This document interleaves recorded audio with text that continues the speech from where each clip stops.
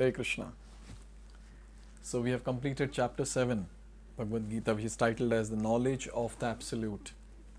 We have seen each shloka in detail. Now let's see the entire chapter, chapter number 7 at one go, all the shlokas together.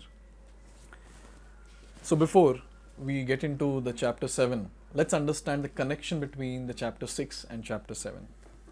So chapter 6, Dhyana Yoga, Krishna ended that chapter glorifying Bhakti Yoga, where he said, Yoginam api sarvesham madgatena antaratmana shraddhavan bhajate yomam same yukta tamamataha. So there he uses the word shraddhavan bhajate yomam. So he's saying that person with faith who abides in me, who renders devotional service unto me, is very, very dear to me. Now, to have faith on someone, complete faith on someone, we should have knowledge of that person. So that knowledge Krishna is giving in chapter number 7. In fact, he is giving this knowledge in the chapters coming after chapter 7. So chapter 7 till 12. And these chapters are actually the important chapters of Bhagavad Gita because they are the part of the Bhakti Yoga chapters. In fact, very nicely, various acharyas have told that the actual substance of Bhagavad Gita are these middle 6 chapters. And one of them, the first one, is the 7th chapter that we are seeing. So let's see now how Krishna is giving knowledge to Arjuna in chapter 7. So in the first 3 verses, Krishna is actually telling the importance of the knowledge that he is going to give. He says Jnanam. He is going to speak about his material and spiritual energies. Vijnanam. He is going to speak about his own Swarupa. And then finally in third shloka, in second shloka, in fact, he says that after knowing all this, you don't have anything more to be known. And then he talks about how rare it is to understand the Supreme Personality of Godhead. In shloka number 3, he is saying that there are thousands of human beings. Out of that, few endeavor for success. Out of that, few attain success or perfection. And from those people who have attained perfection, hardly one person knows me in truth.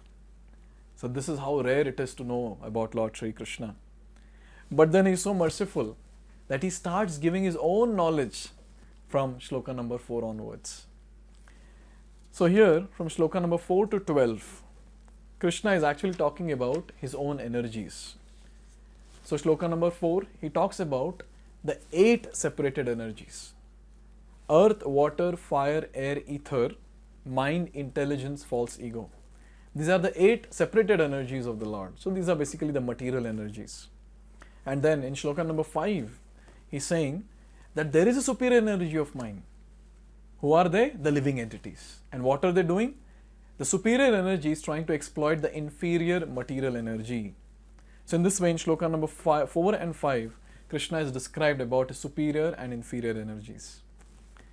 Now moving ahead, in shloka number 6 and 7, Krishna is talking about how he is the maintainer. Firstly, in shloka number 6, he is talking about how he is the origin, that is Prabhava, and he is the destroyer, that is Pralaya. And in shloka number 7, he makes an explicit point that he is the maintainer.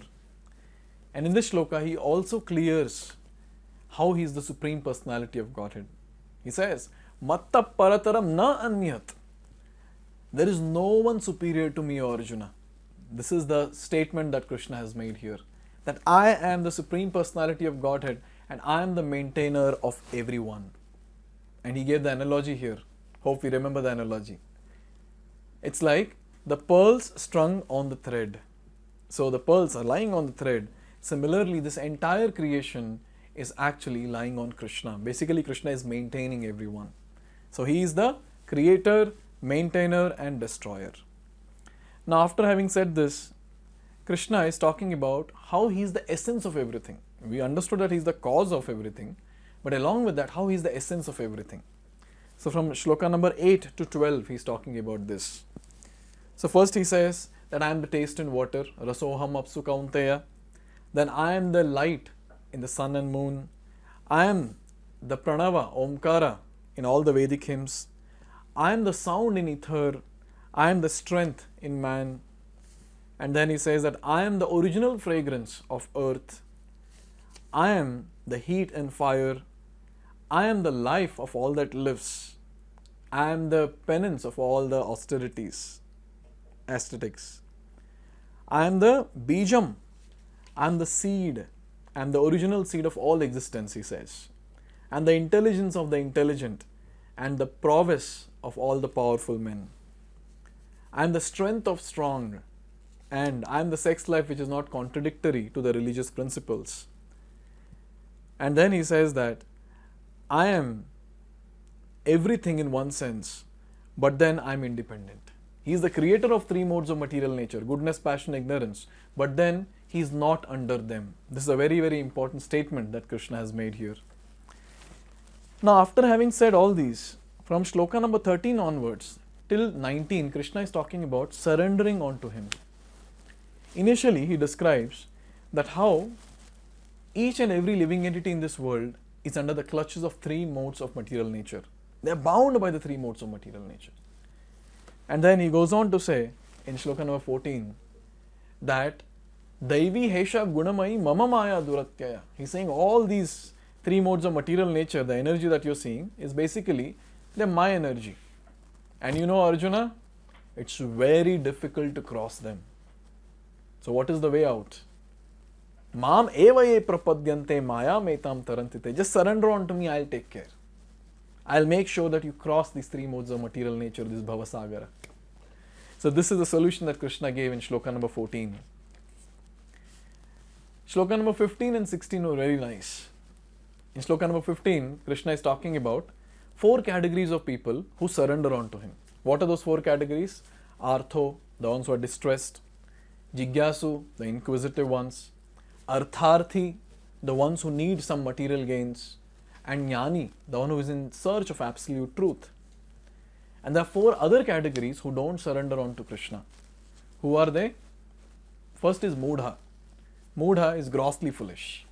Second, Naradhama, lowest of mankind.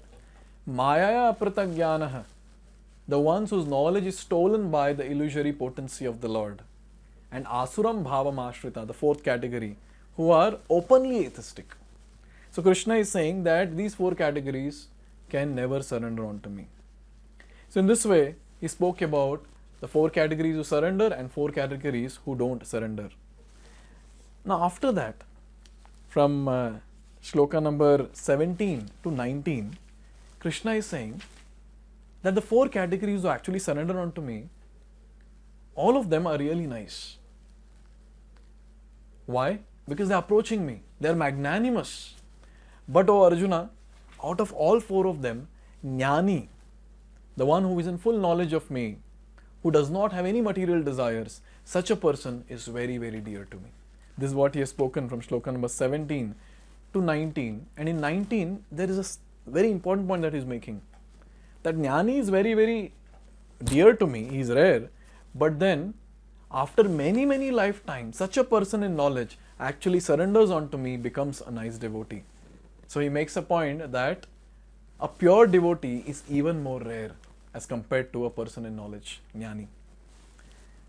Now, from shloka number 20 onwards, 20 to 25, Krishna is talking about the demigod worship and impersonalism. Here Krishna is hammering literally for demigod worshippers. So from shloka number 20 to 23, Krishna is talking about how the demigod worshippers are less intelligent. Why? Because their intelligence is stolen by material desires. And then he also makes a very nice point that I am the one who gives faith to the worshipper to worship particular demigod. And I am the person who empowers the demigod to give benediction, or I am the one who gives benediction through the demigods. So I am the one who gives faith to the worshipper to worship the demigod, and I am the one who gives benediction through the demigods to the worshippers. So Krishna is there on both the sides. So this is what very nicely he has told in shloka number 21, 22, and in 23, he makes a very strong point. He says that men with small intelligence, they are the ones who worship the demigods. Why? Because the demigods are temporary, the demigod planets are temporary, and the person who is worshipping the demigods is temporary. The results given by the demigods to the worshipper is also temporary. So aspiring for something temporary, only a less intelligent person can do. This is what the point that he has made. And he says the worshipper of demigod goes to the planet of demigod, which is temporary. But worshipper of Krishna goes to the planet of Krishna, which is permanent. So this is what is a statement that Krishna has made in shloka number 23. Now 24 and 25. So till now he was telling that demigod worshippers are less intelligent. Now Krishna is talking about unintelligent people. They are the impersonalists. So here in shloka number 24, Krishna is saying that those people who are unintelligent, they actually feel avyaktam vyaktimapannam, that I was impersonal before and now I have assumed a form. And such people, shloka number 25, he says, for such people, I never manifest in front of them. He makes it very clear. In front of them, I will never manifest. I'm always covered by my internal potency or yoga maya shakti. Now, towards the end, from shloka number 26 to 30, Krishna is actually taking us from one point to another. Delusion by Maya to devotion to Krishna. These are the verses which talks about it. So first in 26 shloka, he is talking about that how curtain is there, wherein the other people, the less intelligent, foolish people, they are not able to see Krishna, but Krishna sees everyone. He knows the past, present and future. And then he says that how the living entity, in shloka number 27 and 28, he is very clear where he is saying that how the living entities are completely in delusion, which arises from the dualities of ichha and dvesha, desire and hatred. And then he goes on to say that who can practice bhakti? The ones who are pious, who have lived a pious life and whose all sins are eradicated. Such people can actually practice bhakti with great determination. And here, in this particular verse, we made a statement saying that all of us, maybe we might be sinful, we might have lived our life completely in a sinful way, but then we have a hope. Taking shelter of a pure devotee is what is the hope. And once we do that, that pure devotee will take care of everything. And we are very fortunate. A pure devotee in our life is Srila Prabhupada, the Acharya of this age of Kali, who literally delivered so many people all around the world, and he's continuing to do that through his teachings, which are given in his books and his audio lectures. And in shloka number 29 and 30, Krishna is talking about people who are mokshakami bhakta, the ones who are actually aspiring for moksha, to get rid of this birth and death, to get rid of the old age. It's basically the cycle of Janma, Mrityu, Jara, Vyadhi. The ones who want to get rid of it, tired of it, so they want to get rid of it. So what do? They take shelter of Krishna. And finally, in shloka number 30, at the end, Krishna is talking about himself, that how he is Adi Bhuta, Adi Daiva, Adi Yagya, and how at the time of death, anyone who remembers him actually goes back to him. So this point is very nice to understand. But then in shloka number 30, it's almost incomplete. Krishna didn't describe much about himself. He didn't elaborate on what is this Adi Bhuta, Adi Daiva, then Adi Yagya. All these things he didn't elaborate, because he's keeping that for the next chapter. So in this way, Krishna has completed speaking all these 30 verses. And surely these 30 verses actually brings in a lot of transformation in the life of the reader, a life of a listener, if it is heard and read very, very attentively. A lot of things Krishna has mentioned about himself. And just by knowing about Krishna, associating with Krishna who is all pure, we will also get purified. So this particular chapter, chapter number 7, the first chapter of the section called Bhakti Yoga, is a very, very important one, which actually sets the platform to understand the future chapters.